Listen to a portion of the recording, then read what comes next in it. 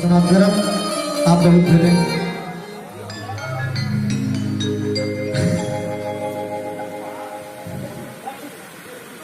जहिया से हमारा बिसरले जमैया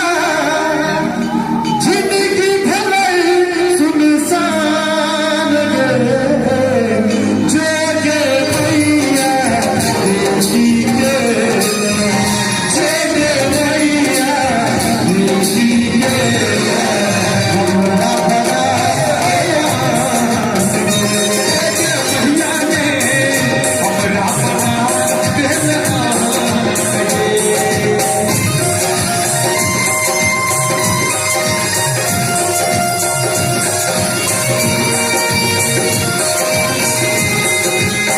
जहिना शरीर प्राण बिना कहिना जीवन तोहर बिना जहिना शरीर प्राण बिना कहिना जीवन